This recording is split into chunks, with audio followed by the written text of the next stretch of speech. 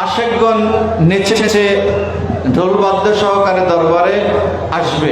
এটি কে কি মনে করলো, কে কি ছবি তুলে কোথায় দিল, এটা দেখার দরকার নাই।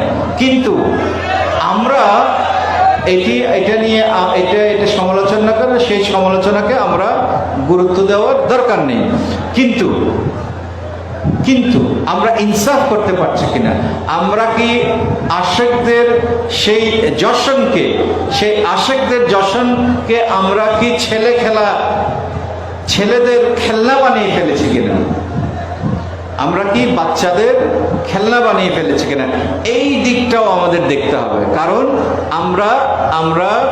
আমরা শিক্ষা পেয়েছি প্রবৃত্তি নিবৃত্তি ভাবে জানাতীন ভাবে পরদোষ পরিহারে, জানার আগ্রহে পরদোষ পরিহারে, নিজ দোষ ধ্যানে। আমাদের নিজ দোষ ধ্যান করতে হবে। আমরা যদি একটু ভাববো নিজ দোষটা, যদি দেখি আলহামদুলিল্লাহ আমরা ইনসাফ করতে পেরেছি, আমরা উপযুক্ত মর্যাদা সহকারে ভাব গাম্ভীর্য নিয়ে,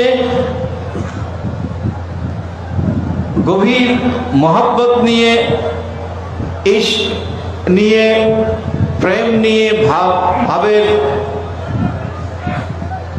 ভাবের যে সমুদ্রে অবগাহন করে যদি উপযুক্ত ভাব গাম্ভীর্য নিয়ে আমরা যদি নেচে নেচে দরবারে আসতে পারি, তাহলে আলহামদুলিল্লাহ আমরা সন্তুষ্ট থাকবো।